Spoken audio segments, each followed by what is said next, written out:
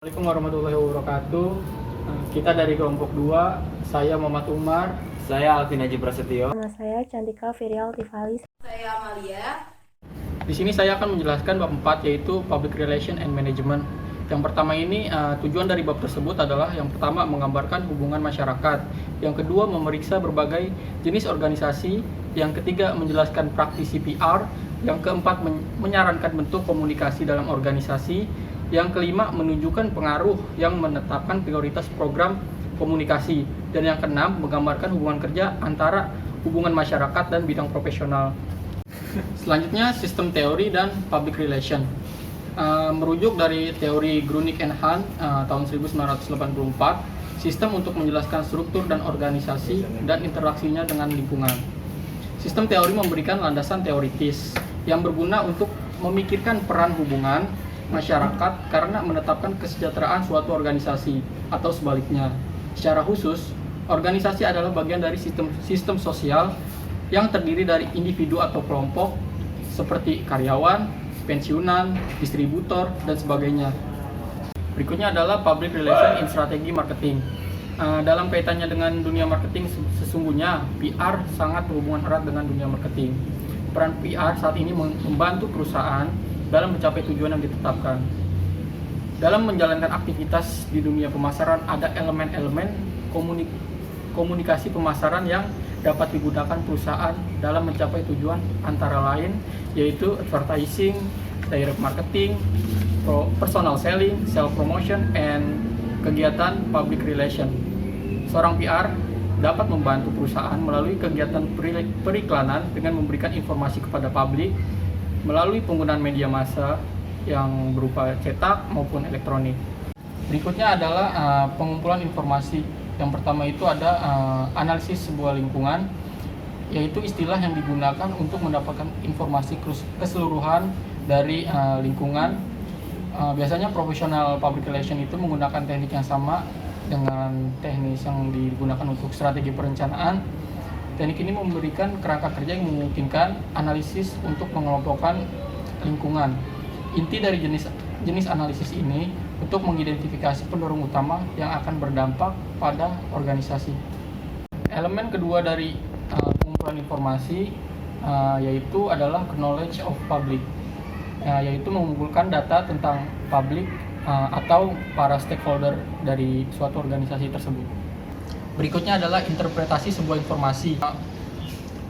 Staf PR mungkin berada dalam posisi untuk menyediakan pusat fungsi pemeriksaan dan penafsiran. Mengelola dan menginterpretasikan informasi memerlukan baik kemampuan riset dan analisis. Di saat situasi lingkungan yang sedang bergejolak, sebuah public relation itulah yang mampu menafsirkan apa yang terjadi. Publik praktisi relasi terbiasa menghadapi situasi yang kompleks dan masuk akal. Masalah yang saling terkait yang melibatkan berbagai publik. Peran PR secara ideal ditempatkan untuk dapat mengakses sumber-sumber awal informasi dan dapat menafsirkan informasi itu, mengidentifikasi masalah yang muncul, dan mungkin memiliki efek mendalam pada suatu organisasi. Misalnya, analisis konten media dapat mengidentifikasi hal-hal yang semakin penting dan membantu memperjelas arah di mana opini publik bergerak pada masalah tertentu. Organizational types system approach itu dibagi jadi dua. Yang pertama terbuka dan kedua yang tertutup. Kalau yang terbuka itu sistem yang membuka diri untuk proses tukar menukar informasi dan sumber daya dengan lingkungannya. Kalau yang tertutup, jika praktisi PR lebih banyak memproduksi atau menyampaikan informasi dengan tanpa atau sedikit sekali memperlihatkan umpan balik kepada publiknya, maka itu adalah ciri organisasi dengan sistem tertutup. Peran praktisi public relation. Yang pertama adalah teknisi dari komunikasinya itu sendiri, atau the communication technician. Selanjutnya ada the communication manager. Kalau the communication manager ini dibagi jadi tiga. Yang pertama ada penasihat ahli atau expert prescriber, dua fasilitator komunikasi atau communication facilitator, yang ketiga adalah fasilitator proses pemecahan masalah atau problem solving proses fasilitator. Communication in organization. Vandel dalam bukunya tahun 1995 membagi 3 bentuk komunikasi perusahaan. Yang pertama adalah komunikasi manajemen, yang kedua komunikasi pemasaran, dan yang ketiga adalah komunikasi organisasi. Selanjutnya adalah Ferry and White tahun 2000. Mempersempit lagi menjadi 2 sistem komunikasi yang saling terkait. Yang pertama adalah sistem internal, yang kedua sistem eksternal. Pengaruh prioritas PR dalam organisasi. Beberapa yang paling signifikan antara lain adalah sektor dan size. Sektor adalah ketika bekerja di sektor yang stabil akan lebih kondusif untuk program PR yang terencana dan berkelanjutan. Selanjutnya adalah size. Jadi, organisasi kecil akan memiliki departemen hubungan masyarakat multi keterampilan kecil. Memang kebutuhan masyarakat dapat dimasukkan ke dalam departemen lain, biasanya pemasaran, atau menjadi bagian dari pekerjaan individu tunggal. Development stage. Kegiatan PR sering ditentukan oleh tahap perkembangan yang telah dicapai organisasi. Yang pertama adalah startup, tahap kedua adalah growth, tahap ketiga adalah maturity, dan tahap keempat adalah decline. Public Relation and Marketing Departments. Ada hal yang perlu diketahui bahwa PR itu adalah bagian dari marketing itu sendiri, dan marketing adalah bagian dari PR. Di sini akan dibahas 3 tema. Yang pertama adalah terminologi. Sebuah organisasi modern mempunyai fungsi untuk diintegrasikan menjadi efektif. Bahwa secara internal perlu ada pemahaman yang jelas tentang peran masing-masing dan di mana tanggung jawab berada. Yang kedua adalah gangguan. Seorang profesional PR tentunya akan menghadapi beberapa gangguan. Dan untuk itu seorang profesional PR sendiri juga akan dituntut untuk mengatasi gangguan-gangguan tersebut. Yang ketiga adalah status. Bagi sebagian profesional PR, penting bahwa PR dipandang sebagai disiplin komunikasi yang dominan dan berpengaruh. Public Relation and Human Resource Department. Ada beberapa poin dalam bagian ini. Yang pertama adalah reorganizing struktural. Yang kedua adalah komunikasi internal, dan yang ketiga adalah public relation. Dalam reorganizing struktural, Departemen Sumber Daya Manusia memiliki peran yang jelas. Visi, kontrak, dan kewajiban dalam situasi di mana ada merger, PHK, akuisisi, dan perorganisasian kembali. Yang kedua, komunikasi internal, kontrol komunikasi karyawan, dan pembagian antara apa yang dikomunikasikan dengan benar oleh SDM dan Humas adalah bidang yang berpotensi diperdebatkan. Yang ketiga adalah hubungan masyarakat. Ini mungkin melibatkan komunikasi dengan karyawan yang berlokasi di dalam komunitas lokal dan juga dengan karyawan potensial. Dan sekali lagi, memerlukan penugasan tanggung jawab yang cermat untuk komunikasi. Public Relation and Legal Departments. Ketika suatu organisasi dalam suatu masalah atau dalam masa krisis, tidak jarang organisasi menggunakan jasa penasihat hukum atau divisi legal.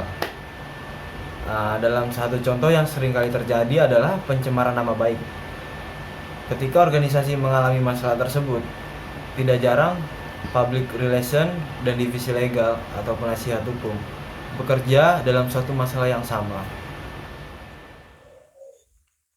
Yang pertama ada professionalism, yaitu berasal dari kata profesi yang dimana di kamus ringkas Oxford itu artinya panggilan terutama yang melibatkan beberapa orang di cabang pembelajaran, lanjutan atau sains. Beberapa praktisi PR melihat bahwa mereka lebih cenderung ke arah kreatif dibanding ilmiah, dan bahkan menolak perspektif umum yang mengatakan bahwa PR adalah profesi, karena mereka belum yakin bahwa PR sudah sematang itu sampai bisa disebut profesi. Lalu ada Institut Hubungan Masyarakat di Inggris, itu tujuannya untuk menyediakan struktur yang profesional untuk praktik hubungan masyarakat dan meningkatkan kemampuan kualitas anggotanya untuk menjadi praktisi yang profesional. Lalu ada guru Nick Enhan, yaitu tokoh mengemukakan bahwa PR itu adalah profesi yang muda dan baru mendekati pada status itu tahun 1980. Dia mengatakan bahwa profesi ini berakar pada agen pers, dan propaganda. Kegiatan yang secara umum dianggap rendah oleh masyarakat. Sebagian besar praktisi kurang memiliki ilmu sosial dan hanya sedikit yang terlatih dalam hubungan masyarakat. Kita harus mengakui bahwa banyak orang saat ini yang menyebut diri mereka public relation, tetapi masih belum memenuhi standar profesionalnya. Lalu ada Pichon mengatakan, sekarang terbukti bahwa PR ini sudah mumpuni di bidang keterampilan, teknik, strategi yang ditawarkan kepada organisasi baik dalam komunikasi maupun pemasaran. Yang kedua, entry qualification, yaitu yang pertama ini dari tahap dimana pertama PR menangani masalah profesionalisme. Entry qualification ini untuk mengeluarkan praktisi-praktisi yang berkualitas baik, maka harus diseleksi dengan kualifikasi masuk yang baik juga. Awalnya pendidikan hubungan masyarakat ini berkembang di Amerika Serikat tahun 1920. Lalu ada International Public Relations Association ini, dan Institute of Public Relations ini memperketat persyaratan masuknya si pendidikan PR ini. Public Relations Education Trust yaitu sebuah badan gabungan yang didirikan oleh IPR dan Public Relations Consultant Association dan untuk mengembangkan matriks pelatihan pendidikan yang menetapkan konten yang dirasa perlu untuk memberikan landasan yang baik bagi mereka untuk di dunia industri. Masih banyak industri yang tidak memiliki kualifikasi relevan, meskipun dengan jumlah lulusan yang naik, ada beberapa yang tidak memiliki kualifikasi sama sekali. Meskipun masih mungkin untuk memasuki profesi PR tanpa gelar, namun karena meningkatnya jumlah lulusan yang mendaftar untuk bekerja di PR, akan menjadi sulit bahwa anggapan memasuki profesi PR tanpa gelar itu gampang. Dan penelitian HKI juga menunjukkan bahwa 98% manajer itu membutuhkan anggota PR itu yang sudah bergelar. Selanjutnya ada research and the body of knowledge, yaitu ada hubungan yang tidak mudah antara penelitian akademis, teori PR, dan praktik di Inggris yang menentang ajaran-ajaran yang PR ajarkan. Contohnya Patrick et al. Itu mengemukakan bahwa pendidikan hubungan masyarakat ini telah berkembang lebih cepat dibanding pendidikan yang mendukungnya. Komisi Amerika Serikat untuk Pendidikan Hubungan Masyarakat melaporkan bahwa sebagian besar pendidik PR ini masih belum mencapai tingkat PhD dan belum diminta untuk penelitian dasar, dan sebagian besar dari mereka itu keterampilan mengajarnya hanya sedikit berhubungan dengan penelitian dasar, karena praktisi hubungan masyarakat pada umumnya terlalu sibuk dengan pekerjaannya untuk terlibat dalam penelitian dasar dan tidak terhubung dengan tugas-tugas PR lainnya. Lalu ada training and professional development. Dennis and Watson mengemukakan 3 model pendidikan yang profesional. Yang pertama itu ada model magang atau pratektaris, yaitu di mana pendidikan profesional berlangsung di tempat kerja hanya beberapa hari dan berorientasi pada praktik. Yang kedua ada model teknoktaris, yaitu terkait dengan profesi yang terdiri dari pengetahuan sistematis, penerapan basis itu untuk praktik, penempatan yang diawasi oleh praktik. Model ketiga itu ada pasca teknoktaris, yaitu menekankan kompetensi profesional yang menjembatani kesenjangan antara pendidikan dan pekerjaan, karena masih banyak anggota PR yang sudah dapat pekerjaan namun pendidikannya tidak dilanjuti. Lalu tahun 2000 bulan April IPR itu memperkenalkan Developing Excellence, yaitu sebuah skema atau disebut CPD. Jadi skema ini awalnya sukarela karena bertujuan untuk mendorong anggota melanjutkan perkembangan mereka dengan kejuruan dan mencapai kualifikasi akademis yang baik, berpartisipasi dalam pekerjaan IPR dan memberikan kontribusi keahlian kepada siswa PR. Lalu ada Professional Bodies and Representation. Jadi ada PICA itu inti atau bagian perdagangan untuk konsultan di Inggris yang anggotanya itu kebanyakan dari perusahaan dibanding individu. Dan PRCA ini memiliki kriteria yang ketat untuk keanggotaannya. Dan PRCA ini memiliki piagam profesional dan standar manajemen konsultasi yang wajib diikuti oleh para anggotanya. Tapi ada satu masalah dengan peningkatan standar dalam PR, yaitu bahwa organisasi-organisasi ini tidak mewakili semua yang bekerja, orang-orang yang bekerja PR atau anggota-anggota PR di Inggris. Lalu ada codes of practice, yaitu karena PR ini berhubungan langsung dengan kolega, publik, pengusaha, media, dan lain-lain, anggota diharuskan untuk menegakkan standar tertinggi dalam praktik hubungan masyarakat untuk tidak membuat lembaganya dijatuhkan oleh organisasi lain. Kegiatan profesional ini harus memperhatikan kepentingan umum dan setiap konflik harus dinyatakan, tidak boleh ditutup-tutupi. Anggota memiliki tugas untuk menghormati kebenaran, tidak menyebarkan informasi yang salah, hoax, dan menyesatkan atau sengaja atau tidak berhati-hati. Anggota juga harus menyadari bahwa ada undang-undang yang berhubungan dengan hak cipta atau tidak menjiplak karya atau ide orang lain atau merendahkan profesi atau keahlian anggota lain. Lalu ada regulation of practice, yaitu adanya komite praktik profesional ini di mana keluhan dapat dibuat jika ada pelanggaran terhadap kode etik. Discipliners ini mengatakan bahwa adanya komite praktik profesional ini dilihat untuk bukan hanya mengawasi perilaku buruk, tapi mendidik anggota-anggota PR ini supaya lebih bekerja secara profesional, menghargai, membuat kode etik yang bagus di depan publik. Lalu ada credibility of practitioners, yaitu John Butt. Dia mengatakan kepada Phil bahwa PR itu tidak boleh memutarbalikkan fakta sedikitpun dan tidak boleh melakukan hal-hal yang sudah dipertanyakan lagi dan mengungkapkan hal-hal yang tidak perlu ke media. Contohnya kayak tahun 1997, sejumlah anggota parlemen kehilangan kursi mereka karena akibat mengungkapkan ke media bahwa ada perusahaan-perusahaan yang mendukung mereka dan akhirnya perusahaan PR ini bangkrut. Dan sekarang diterima secara luas bahwa di seluruh industri bahwa akan lebih baik jika PR ini tidak ada hubungannya dengan keuangan dalam perusahaan. Lalu ada international problems with recognition, yaitu di beberapa negara seperti Swiss, di mana hanya ada 17 orang yang memenuhi syarat bergabung dengan CERP. CERP ini memiliki peraturan yang sangat ketat dari PR. Carrington juga berhati-hati dalam memperkenalkan kondisi yang dapat ditafsirkan sebagai penghalang perdagangan di Uni Eropa. Dia mengatakan jika semua kualifikasi memiliki standar yang sama, ini menyiratkan bahwa hubungan masyarakat harus memiliki standar kualifikasi yang sama.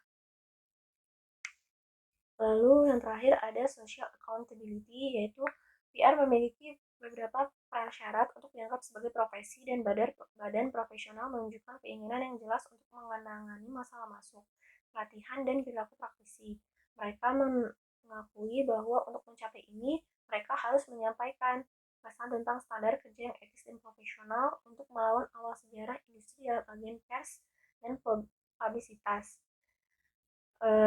PR telah menunjukkan kematangan yang meningkat dalam menyikapi keprihatinan industri secara keseluruhan daripada hanya berkonsentrasi kepada kepedulian para anggotanya. Industri yang membanggakan kemampuan praktisi untuk berkomunikasi adalah salah satu cara menyampaikan pesan kepada para pemangku kepentingan terkait dalam bisnis dari pemerintah. Saya akan memaparkan materi bab 6, yaitu corporate communication. Nah, definisi dari corporate communication adalah komunikasi yang menghubungkan antara komunikasi internal dan eksternal dalam suatu perusahaan guna menyelaraskan dan mengefisiensikan hubungan suatu kelompok dalam suatu perusahaan. Nah, selanjutnya tujuan-tujuan dalam corporate communication adalah 1. Memberikan informasi, 2. Melakukan kolaborasi, Yang ketiga, membujuk pihak lain agar mau bernegosiasi dengan kelompok perusahaan tersebut. Selanjutnya saya akan membahas tentang analisis. Analisis yaitu adalah aspek-aspek yang penting dalam public relation. Yang pertama adalah reputasi, yang kedua adalah pendekatan stakeholder. Nah, di pendekatan stakeholder ini ada perusahaan memiliki cabang-cabangnya, antara lain adalah hukum, politik, public opini, reputasi industri, krisis manajemen, industri reputation, media, dan customer supplier dan employee. Lalu setelah itu ada krisis manajemen, pemindaian lingkungan, dan praktis yang terbaik. Selanjutnya, langkah-langkah dalam strategic management yaitu adalah pertama, menentukan mission dalam suatu perusahaan. Menentukan mission dalam suatu perusahaan yaitu adalah pertama, pembentukan pendirian, filosofi, dan juga sasaran atau goals. Yang kedua, mengembangkan company profile yang mencerminkan kondisi internal dan eksternal dalam suatu perusahaan.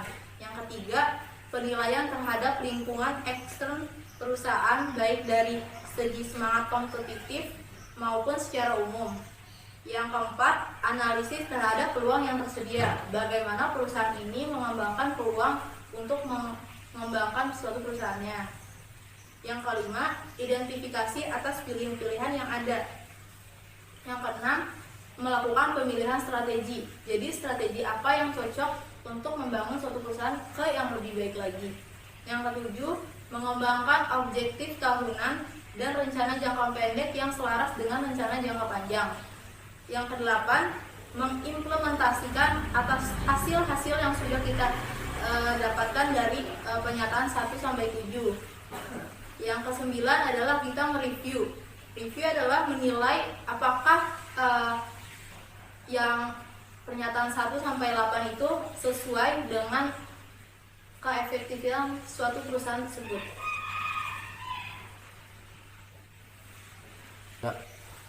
Tiga konsep kunci dari pendekatan stakeholder yaitu pertama adalah pendekatan kepemimpinan inklusif, yang kedua adalah pembangunan berkelanjutan, dan yang ketiga adalah menetapkan lisensi untuk beroperasi yang akan menjadikan suksesnya suatu organisasi.